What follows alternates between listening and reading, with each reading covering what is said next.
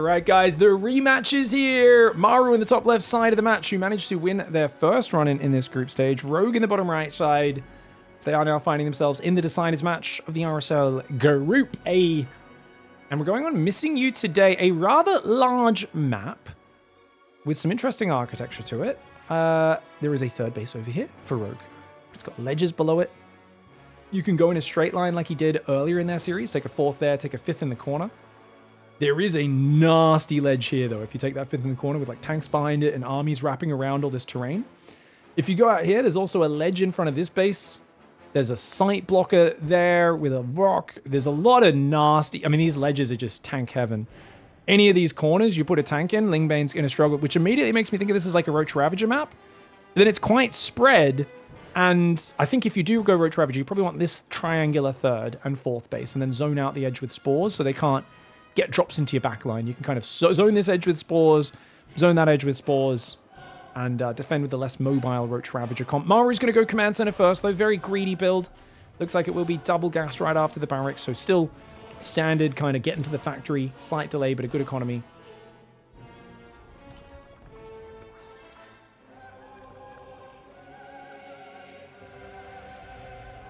Second gas as well. Let's do it.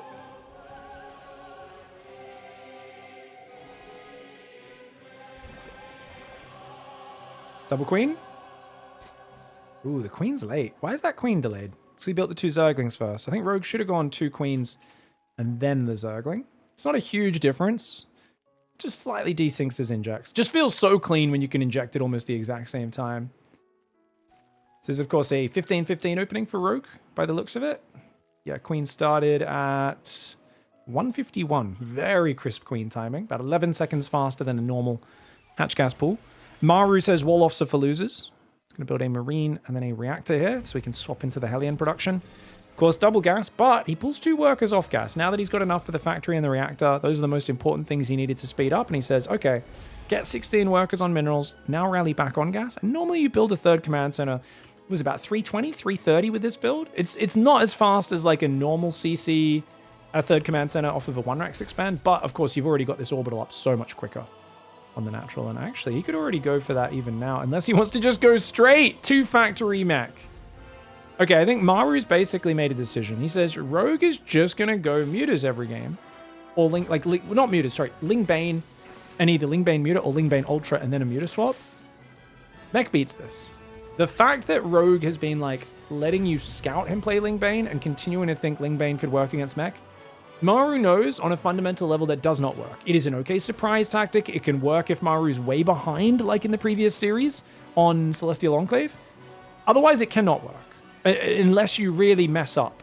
You just go 3 factory, get some Hellion Cyclone out, mix in Widow Mines and Blue Flame, and if the Zerg refuses to go beyond that, they're going to be in trouble. Also, early Evo Chamber is very bad against a mech build. I think Rogue's expecting Bio and wants a super fast Carapace.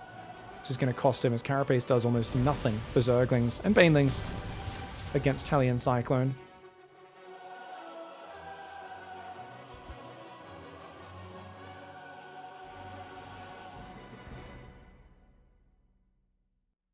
Someone says the top and bottom base layouts are very different. Oh, you mean, yeah, the corners, yeah.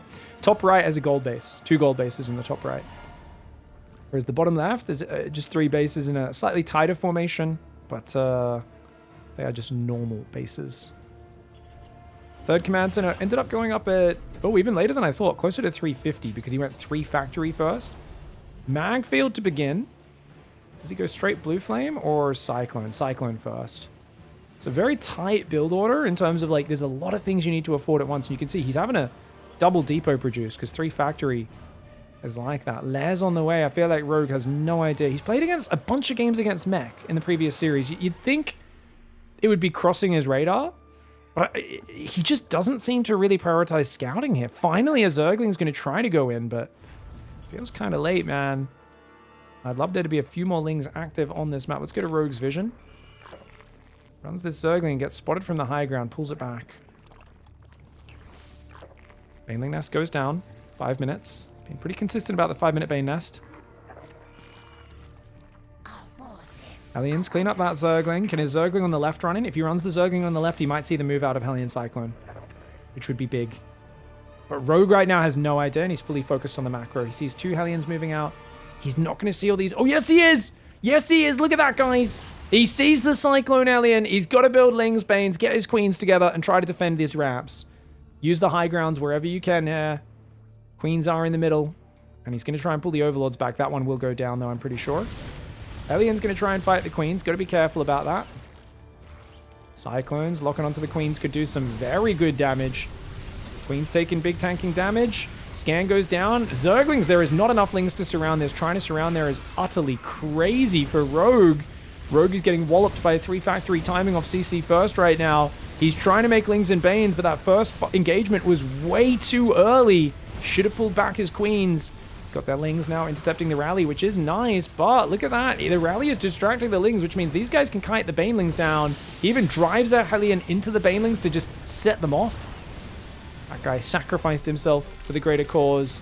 Answering the question, would you jump on a grenade to save one of your allies? That Hellion says, heck yeah. Shiny and chrome for Valhalla! And yeah, Warboys it up, man.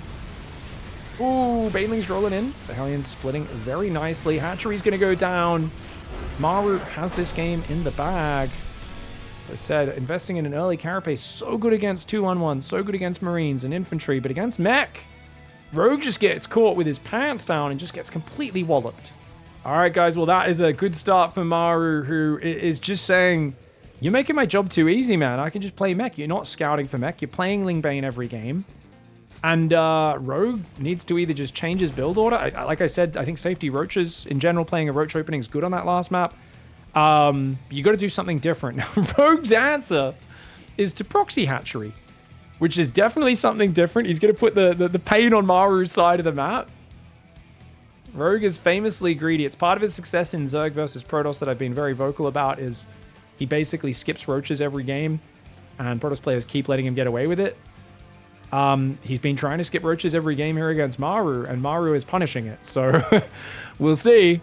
Maybe he could just get a lead, and this is so good against CC first. Oh, but it is in vision. Okay, the depot sees it, so at least he can build the command center on the high ground, and he's going to pull a ton of SCVs. I really don't like SCV pulls against Proxy Hatch, but because it's a Hatchery first, you can argue it's worth it. That's so many, though. 8 SCVs is enough to legitimately kill it pretty quickly. You can see it's at 200 life, 200... 150. Building the command center on the natural, not even walling your base, is a bit wild. And Rogue will expand at home. Does he try to get the Evo chamber down, guys? When he cancels, does he try to build the Evo? 30 hit points. Yes, he does. Cancels, builds the Evo chamber. Only costs 75 minerals, the Evo, and still very tanky. And looks like Maru's not going to bother staying for that. The problem is with pulling this many SCVs before your barracks is down, it massively screws you. Because your barracks is hugely delayed. This is the exact same mistake Beyond made against this the other week. So a lot of people who did not like that I was crapping on Beyond's response, they said maybe you should give him some credit. If Beyond's doing it, he must think it's good. And I was 100% adamant. No, Beyond literally was just shocked because he hadn't played against Proxy Hatch with CC first. And he did the same thing. He pulled SCVs and his barracks started like a minute late. And the problem is now, like, you can't really get your factory up at a good time. You gotta pulling SCVs a second time is so dumb. This is a disaster. This is the exact mistake Beyond made the other day. No! MARU! Pulling them a second time is really bad because this hatchery doesn't even do anything, guys. Let him waste his money here. Your command center can already mine. What's he gonna use it for?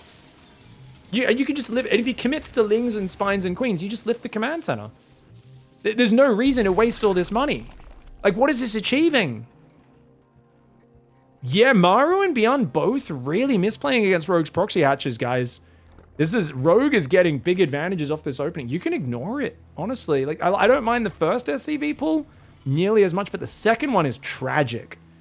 You can see the minerals are really, really behind. At least he had enough money for 2 orbitals this time. It's not as bad as Beyond's reaction, but I think Rogue's very happy with this. And he's happy to let that Evo finish. He's like, yeah, this is annoying. Just blocking you from landing your command center. I'm going to take a 3rd hatchery. He's got a ton of gas mined. Surprised he actually took gas as early as he did. I guess Rogue was thinking of using it for something aggressive, but when the SCVs kept getting pulled, he's changed his mind. How does the graph look at the moment? I don't think we have Gum graph. Troll eye. Yeah. The graphs are okay. That's one thing you don't have here on the Observer++ overlay, I'm pretty sure. But it's better in all the other regards. Obviously, you can see the income down here, guys. Blue arrow means you've got an advantage of, like, what? Up to 250 minerals a minute? Something like that? Is up to 250. 2 arrows is up to 500. Is 500 or more. 3 arrows is 1,000, I believe. I'm not sure of the exact numbers. Someone can clarify. Lots of mining time being lost here, man. Feels like a lot of damage. That being said, Rogue, his third hatchery's not up. Worker count's kind of similar. Is this really that big of an advantage? I mean, it's not free for Rogue, guys. He's built a hatchery twice, cancelled it twice, sent a drone across, built an Evo chamber. He's done a lot of things to get this situation. Oh, he almost gets the SCV, but not quite. He's going to go roaches this game, which I love. With the way Maru's been spamming mech, roaches are 100% necessary. That being said, will Maru stick with mech? I think it's a pretty interesting map for mech. Like, Battle Mech has good mobility here. Banshee, Cyclones. Bio really struggles to kill your opponent on this map because it's so big. Which is why mech can be a bit more attractive.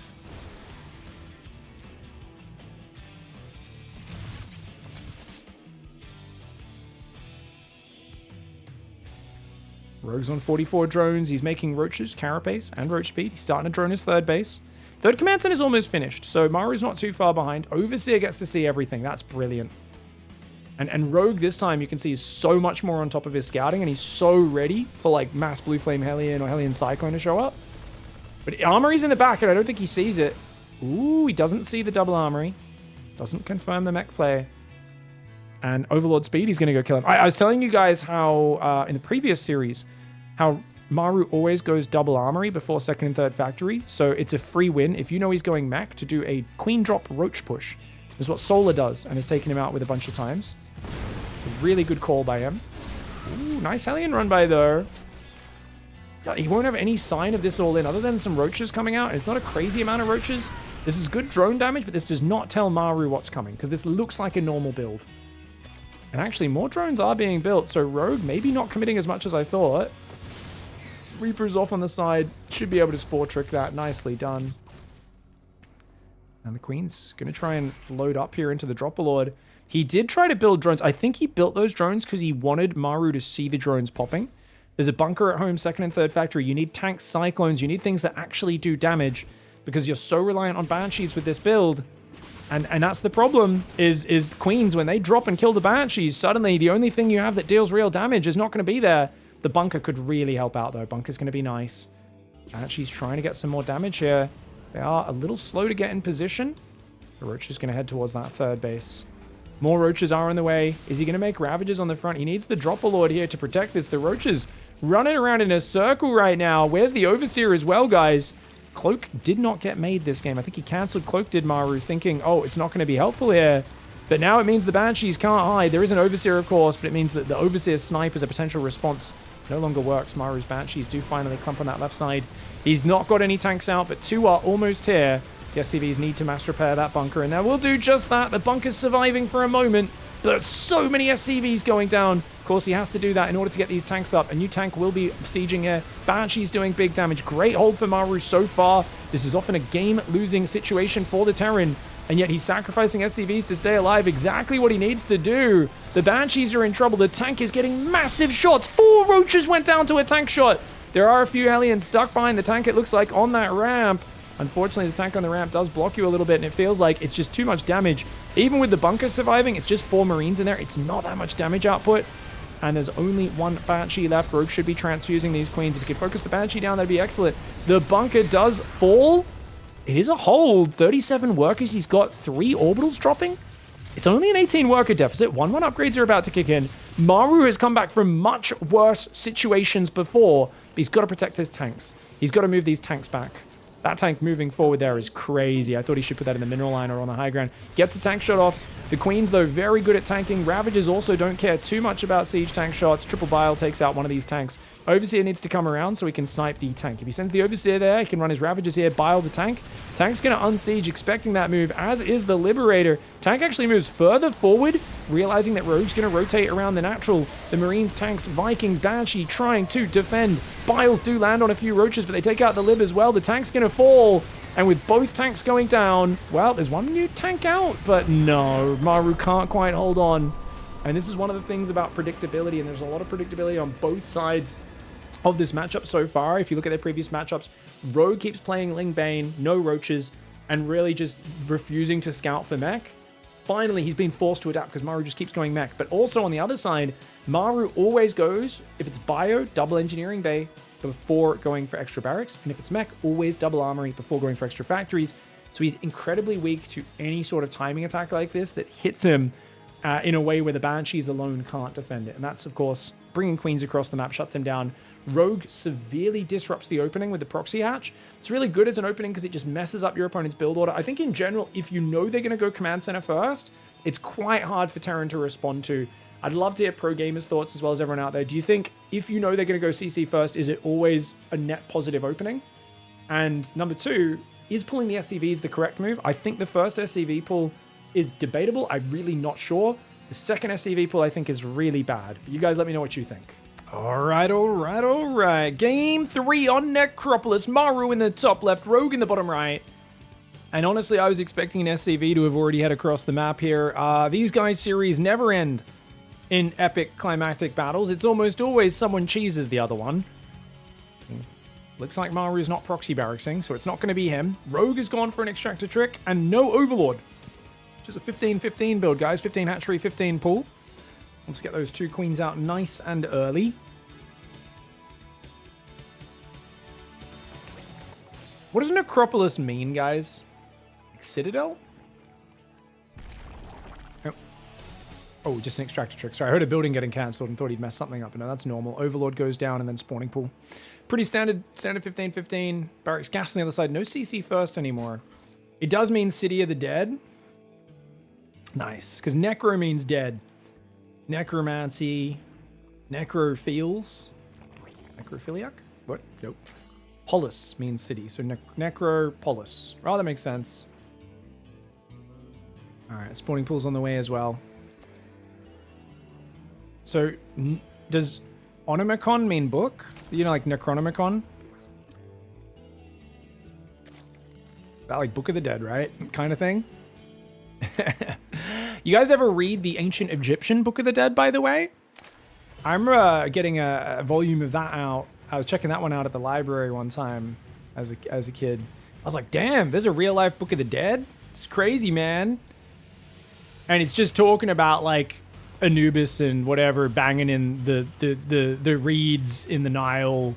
And like how it's how like, yeah, it's you're like, oh, this is just like a standard super ancient religious text. They're like, then the ibis creature did this, the fertility, and then there's some stuff. It's called the Book of the Dead, right? I think it's called the Book of the Dead. It's basically, and it's got like, it's also, yeah. It was definitely interesting.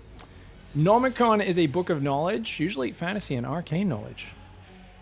But like, does Nomicon come from like a Latin root or anything like that? Is it from like, does it like in Latin, does it like Nomicon mean book of knowledge or something? And then, you know, that's why we use it in fantasy, because magic is just Latin language, right? In fantasy. Oh, good spore trick. Nicely done. I thought MARU could block that drone from actually doing that spore trick, but good defense. Rogue apparently happy to delay his inject for a second there. That's fine. And he's going to go 3 queen. He's got a pretty fast gas here, which I do find peculiar. Almost like he wants to start a lair immediately. But no, he goes link speed. Okay. This looks like Shin's build. That often leads to either a carapace or just random roach speed zergling all-in timing.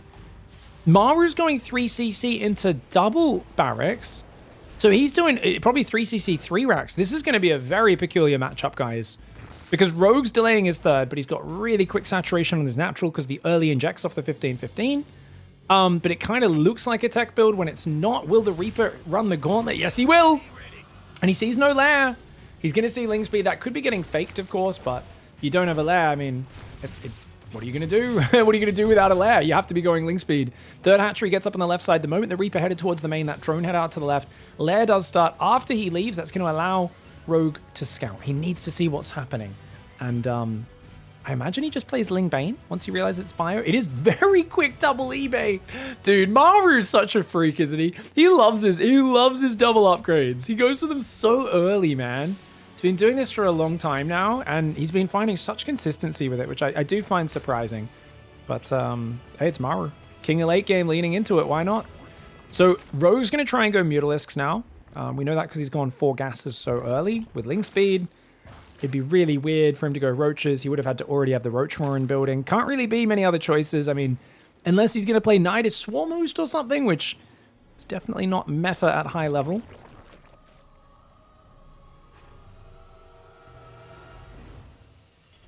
In a very defensive meta where people don't have much faith in like old school Bane busts and Ravager Ling timings that hit around the 5-minute mark, getting away with double upgrades is pretty effective. It's if the opponent does a Bane bust, if they do a random Ravager Ling attack, you just die. Even with 3 racks like this, 3 command centers into 3 racks, then the double up, it's just, you're just going to get overrun. Like, you just die. But in a meta where no one's doing that, it really does pay off a large amount of the time. So it's not bad at all. Overseer's going to confirm, and he's going to go, oh, you're not playing mech, you're playing bio. And seeing the factory timing is huge. Because that tells you, you are not going to have medevacs for a while. That should tell you this is a 3 racks. Lings are building. Baneling Nest's not ready just yet. Zergling has very short vision. The Marines kill it, notifying Rogue of what's happening. Omicron, Greek root for book and icon. And the Necronomicon itself was invented by H.P. Lovecraft. Oh, very cool.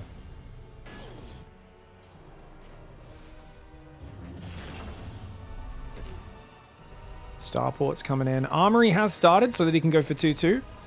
Maru just speed running up the macro tree. Dude, this build always feels like you're just leaving so much control of the map to Zerg. But there's not that many creep shimmers. There's only 4 queens. Rogue, as long as he does a good job spreading this creep, he's still going to get a lot of creep out. And then if the mutas keep you pinned at home, by the time he's able to move out, there could be creep here, like on his doorstep. That's a very real threat when you play such a defensive style. Marine's going to come forward. Rogue quickly reacts by sending 2 Zerglings to intercept. No vision for you. Only sends 2 Zerglings. Doesn't want to give anything away. I love it.